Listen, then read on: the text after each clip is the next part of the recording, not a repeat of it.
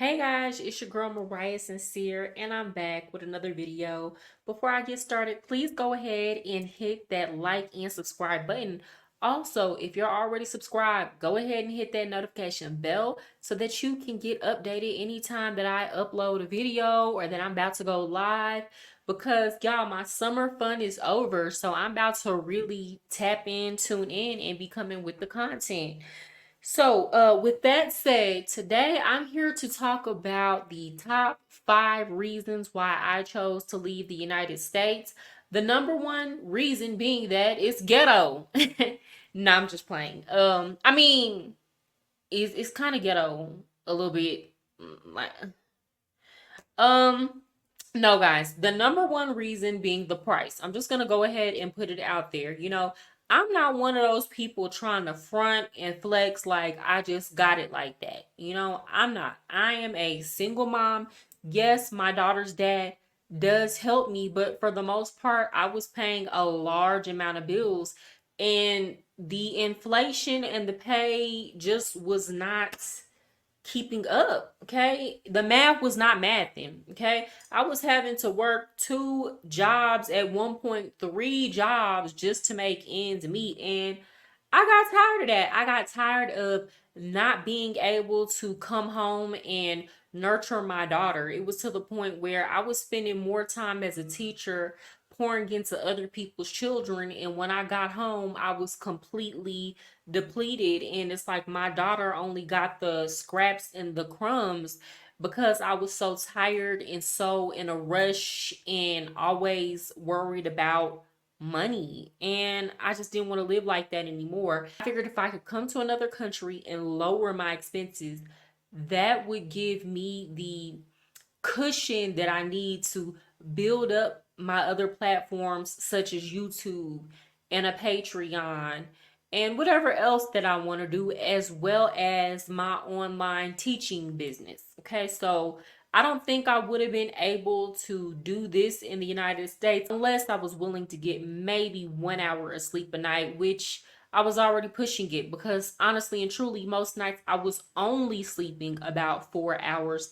5 hours on a really good night. I was spoiling myself getting 5 hours of sleep. But yeah, them prices was getting out of there, and inflation was doing the most. The number two reason why I decided to leave the United States, and this kind of goes into the price, was the hustle culture. There's so much pressure to have more and more stuff and work more and more just so that you can buy stuff, just so that you can keep up with the Joneses, just so you can have the latest phone, have the latest car, have the latest fashions, right? And it was to the point where, even though I have my own mind, to be honest, and I'm not going to spend money on things that I don't want to spend money on, it gets to the point where when everybody else around you thinks like that, and they're just hustling, hustling, hustling, and they feel like everybody, they might not even have the money themselves, but they feel like everybody else got it, then they begin to operate in that way. Like, and it was to the point where you just feel constant pressure to be outworking everybody. I mean, you feel constant pressure to be proving your value and your worth. And don't get me wrong, I am all for making yourself valuable and making yourself useful, but not to the detriment of yourself. Like, there's no reason to be working so much that you're not enjoying life. What is the purpose of you living then? Are you just living to work? Are you just living to buy the latest item? Are you just living to impress people? Are you just working so that people can feel like you just got it going on like that? I just wasn't feeling it no more. The number three reason why I left the United States, and this is a big one, honestly and truly, this probably is right up there with the cost, right up there with the price: traffic. Now, most of y'all, if you've been watching me, y'all know that I'm from Dallas, Texas. I'm a Southern girl, born and raised Dallas girl, triple D through and through. Okay. I love Dallas. When I moved back to Dallas from college, I was like, I'm never moving out of Dallas again because I love my city. Okay. I love my city.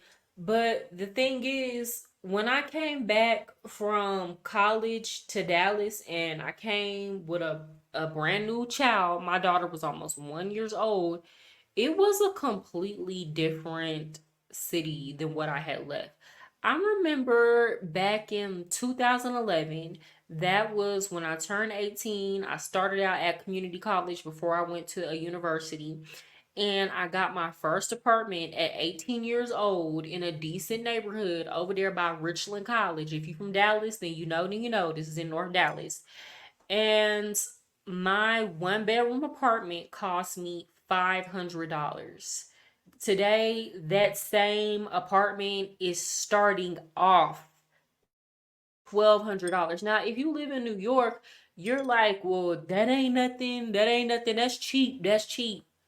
If you live in Cali, that sounds like a good deal, but no, it's actually really not. If you're from a local area where prices have been inflated that much, that is a big deal to go from paying $500 to $1,200. And I'm being modest, it's probably costs more than that. And then on top of that, you have to pay bills, and the bills are more expensive now. And that's for an old apartment, right? Let's be clear, a lot of the available housing in Dallas now is starting out at $1,500 for a one bedroom apartment. I've seen people who are paying $2,000, $2,500 for a one bedroom apartment. Y'all, people used to be able to get mortgages in Dallas for $900 a month, $1,000 a month. And now people are paying more than that for apartment housing. And it's just steadily increasing because the rents are going up so much on the East Coast and the West Coast and in the Midwest that people are flooding into Dallas. With that said, the traffic is getting terrible. You got to understand, we're not only a southern state that everybody wants to move to because the cost of living is cheaper or used to be cheaper. I guess it's still cheaper if you're comparing it to Cali or New York. But on top of that, we are a border state. So not only are people coming from the East Coast, the West Coast, and the Midwest, we also have people coming through the southern border from all over the world. And that heavily affects the traffic. Dallas is not built to withstand that amount of people being in the city and that amount of people on the roads. And then on top of that, you have everybody mixing all of their different driving styles on the road. So it's constant wrecks, it's constant accidents, it's constant traffic. And I feel like if you're from Dallas, you know this. We're not used to sitting up in traffic on the regular. Like this used to be a big deal for you to be stuck in traffic for like an hour or 2 hours, and now it's just becoming a regular occurrence. Or you might need to drive from the suburbs like DeSoto to get to downtown Dallas, and now it's taking 30-40 minutes. And that's a major deal. We only get a limited amount of time here on this earth. And it's crazy you have to spend a lot of that time wasting it in a car, waiting for the traffic to move. I was done living like that. And then on top of that, I'm a very defensive driver. So it's like I'm always driving for me and everybody else, but in my mind, every time I was driving, I'm like, it's just a matter of time. It's just a matter of time before I get into an accident. It's just a matter of time before I get into some type of wreck. And then that would have snowballed and caused other problems. If we survive the wreck, now I have to try to get a new car. And Texas is not a place where you can live and not have a car. I don't want to live like this. I don't want to be hoping and praying that my car makes it to its destination every single time that I'm driving.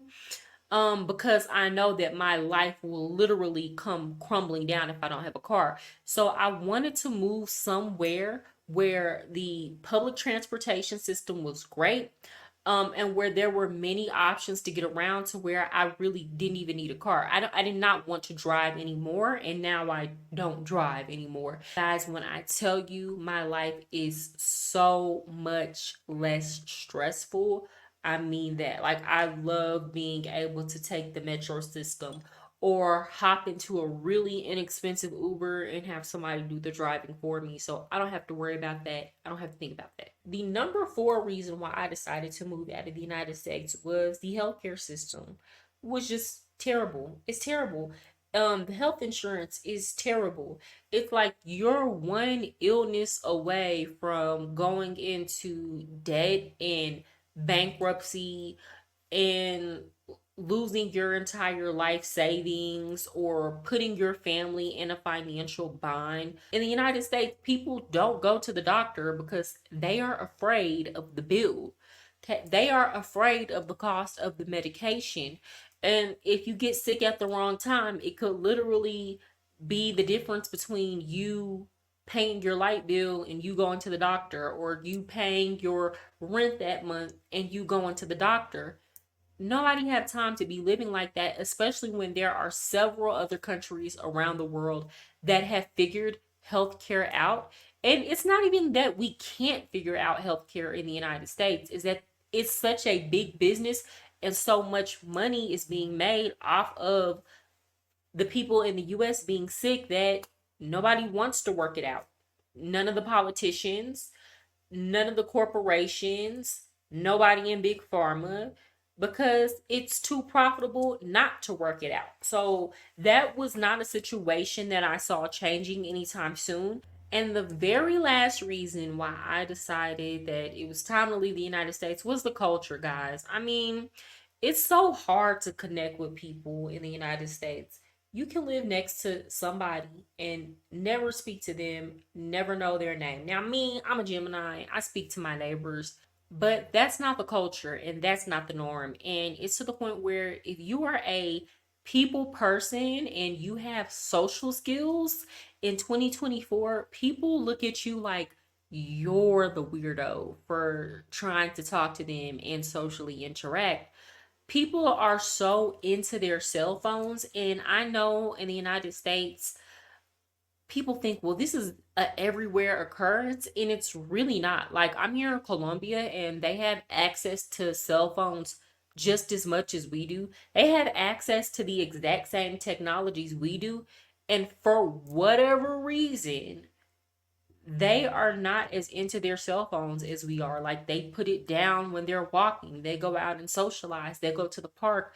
They can have conversations with people and not be on their cell phone the entire time. And I don't know exactly what it is that has made the difference to where they haven't been all the way sucked into the matrix like people in the US have, but I'm sure this is not the only place where people are not just 100% absorbed into their cell phone. So, I just wanted to be a part of a culture where actually experiencing and enjoying the 3D world around us was still a thing, where I could easily go out of my house and find people to talk to and socialize with and commune with. And where my daughter, that's another thing. I have a 7-year-old daughter and she's very friendly, she's very talkative. Me and her, like, she's like mini me when I was a kid. And oftentimes when we would go outside the house, I'd have to kind of like try to rein her in because she's so talkative and loving and she hugs people and she'll go up to any kid and talk to them. But people are so antisocial and weird now that my daughter would oftentimes get shunned, or other kids wouldn't want to talk to her, or people would kind of be like, well, look at me like, oh, get control of your kid. Like, my kid is the weirdo because she's living in 2024 but has 90s kids vibes from when we were young. And now I don't have that problem. People here in Colombia are really kid friendly. My daughter can walk up to anybody and play. All these kids are sociable and they like to talk and go outside and play with each other. And I don't feel like my daughter is going to be stunted socially because we're still in a country where people are just antisocial. And guys, I want to be clear, I don't hate the United States. I'm very grateful for the opportunities that I have had living in the United States because, to be honest, it would my experience here would be completely different if I wasn't afforded the opportunities that I was growing up in the US. However, my time there has simply passed, and now that I'm actually gone and I'm actually doing this, I don't see myself moving back to the United States, if I'm being 100% honest. Um, the closest that I could see myself coming to moving back to the United States would have to be somewhere like Puerto Rico or St. Thomas, U.S. Virgin Islands. But for right now, I have my plan here in Colombia. I'm gonna work it, but nah, guys. And if you're thinking about moving out of the US, I suggest that you do your research on it. Don't think that it's something impossible. I'm a regular, normal person. Guys, I was a teacher in the United States. I'm not rich. I'm a single parent. All I did was come up with a plan and execute it to the fullest. I executed it on days that I wanted to cry and I wanted to give up. Matter of fact, many days leading up to my move, I was depressed and I was crying before I went into work, and I was tired and I was sleepy. And I just remember telling myself, like, I cannot wait to rest. But I'm glad that I held steadfast to what I wanted to do because I got plenty of rest and vacation time this summer. But I just want to let y'all know it is possible, but you have to come up with the plan and you have to give yourself a timeline. Don't wait years and years out. Start working on it now, because talk to a lot of people who say they want to move out the United States, or people who I know people who have been saying for years they want to move out of the United States. And I talk to them now and they still talking about they want to move out the United States. And in my mind, I'm like, I don't know why. You have every resource that you need to do it.